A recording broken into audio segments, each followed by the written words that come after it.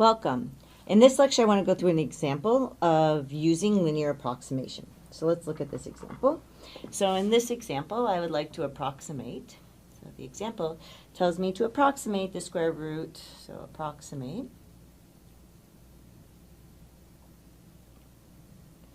the square root of, and then I have 4.36.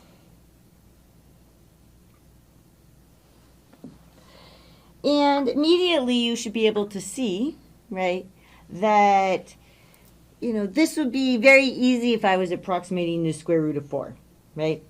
So that's going to kind of give us a hint that we're looking at the function, the square root function, and we're going to want to use it at 4. Okay, so let's go ahead and get started. So here's step 1. So step 1. And I want to figure out kind of my outside function. So here's my outside function. So my outside function is going to be where I have f of x is going to equal, and then I want to just, and then this is the square root of x, right? You can kind of see this here, right? That here's my square root. It's right out here, and then I've got something on the inside. Okay. So now we need a close by x value that can easily compute f and its derivative at. Okay, then I also want a close by x value, okay, can easily compute, so can easily compute f and f prime at, and that's, that's easy to see that that's a equals 4. So this is a equals 4. Okay. So in the next step, so, and we should have in mind, actually, maybe I should have put this at the start, but we'll write it now. What is the formula we're actually looking for? This is soon enough we can get this, is that we're looking to use that we have sort of f of x is going to be approximately equal to, and then we have f of this value a, and then we're going to add f prime of a, so we need to be able to take both f and its derivative evaluated at a, okay? And then we want to multiply that by x minus a. Right? So the only thing we really have to do with x in this whole picture is like multiply by it subtracted off something else, okay? So that should be an indication this is not going to be so bad as long as we can handle things at our a equals 4. Okay, so I have like a step 1.5, is that we're going to need, like looking at the formula over there, we are going to need the derivative. So let's go ahead and find that. Okay, so step 1.5. Okay. So we need this f prime of a. So that's the same function f, so we want f. Got a little red on it somehow. F, and then this is going to be the prime of this, but we want this at our value a, like our a equals 4 there. Okay, so let's go ahead and get started with that. So we have that, we know that f of x equals the square root of x, right? That's difficult to deal with, so we usually write it as x to the 1/2. That makes it much easier to compute anything with it. So we go ahead and do that. And then we have to take the derivative. So we want our kind of f prime of x, right? And we're going to use it based on this, and so this is just a power, so we can just do 1/2 x, and then we have to have 1/2 minus 1. 1/2 minus 1 is minus 1/2, so that's minus 1/2. Okay? And then we continue on from there because we actually need f prime of 4, so we can just plug that into here. So now if I want to take f, and I want to take prime of, and I want to do this with 4 inside, right?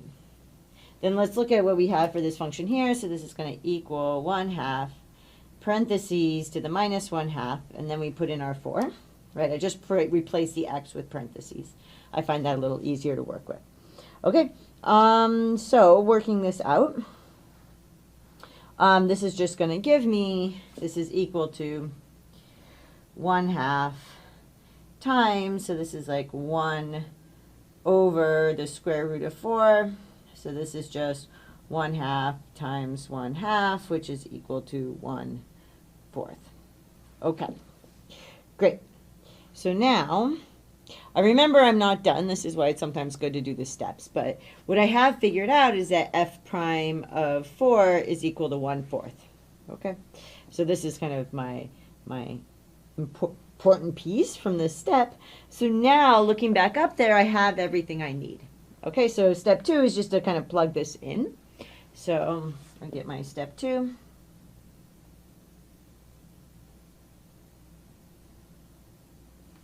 Okay, so my formula is just going to write it like we have it up there. So I have f of, and this x now is this value 4.36, right? This is what I'm approximating at. Okay, so my f of 4.36 is going to be approximately equal to, and then I need my f of 4. So my f of 4. I'm going to almost write the same as there. I'm just putting in, right, maybe I'll do this up here too so that this will be helpful. So we've identified that this is 4.36, right? So we're going to put in a 4.36 here. And then that a is our 4. It's that value that's kind of close by that it's easier to compute everything at. Okay, so let's go ahead and kind of write this part, at least over here. So this is of 4 plus, and this is where I'm going to need my f prime of 4. And then I need to multiply that by, and then I have 4.36,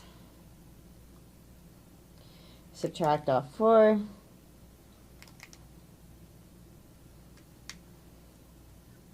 Okay.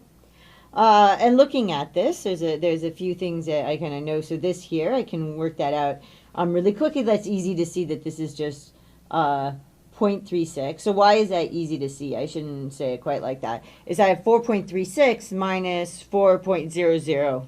So it's like 36 minus 00. So that's just 0.36. Okay. So, and then what do I know? What's my f of 4? I computed that somewhere here. Right? That is just, this is my function f, and I'm going to evaluate it at 4. So this is just a square root of 4. Okay, so this is equal to, so this part here, so I've got the square root of 4. I'm going to add to it, so this f prime of 4 that I computed here. So this is my f prime of 4 is 1/4. So I have 1/4, and then I know here that I have 0.36. Okay, so I'm not sure why this screen is unhappy with us, but 0.36 there. Okay, now it's kind of more visible. I know that this is a 2, okay, and this is all going to work out to 2.089. Sorry, 2.09. This is something one can just kind of work out in their calculator. But you know there's a 2 coming from there, and then you're taking 1/4 of 0.36, so it's kind of like 36 divided by 4. So that's where that comes from. Okay, so let's look at actually the picture for this.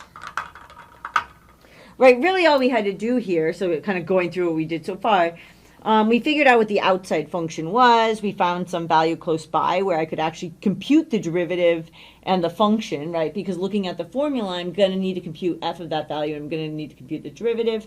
I want it to be close by. So I found that to be, so the square root and then a equals 4. I needed to take the derivative because I was going to need that here, so I went ahead and did that.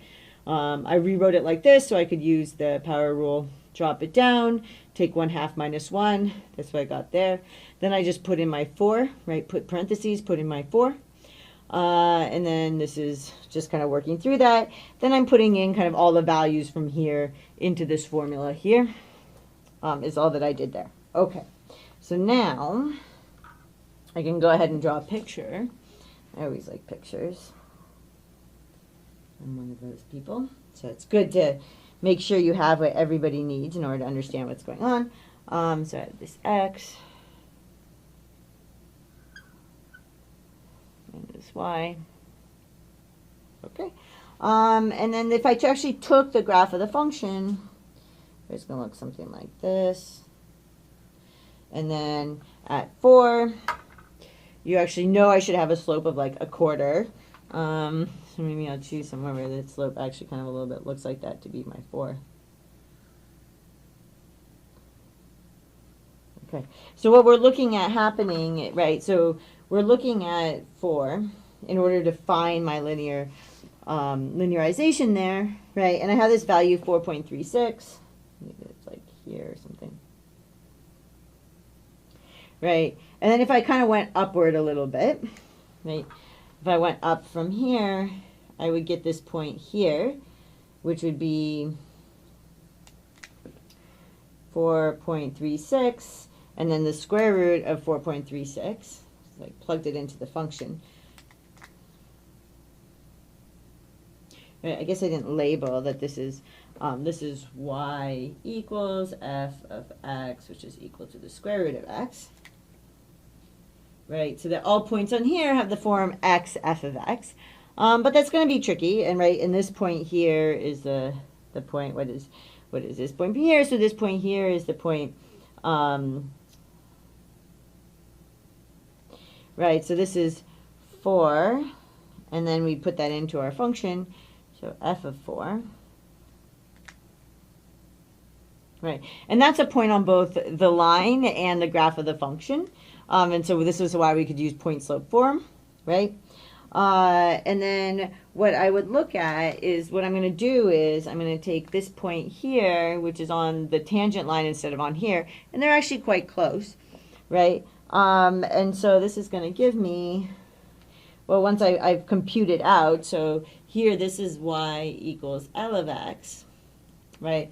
Which is going to equal 2 plus 1/4, and then I have x minus 4, right?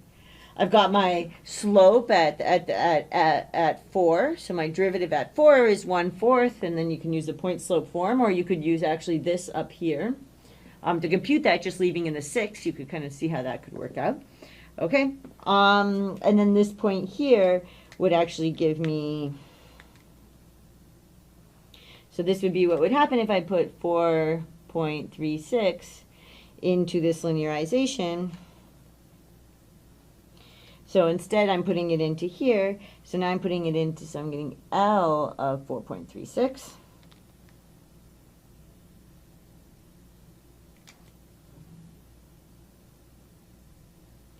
Which is going to equal, so I have 4.36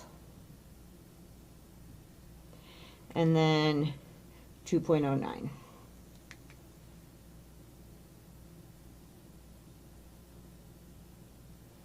Okay. Okay. So, oh, and by the way, this point is 4 and 2.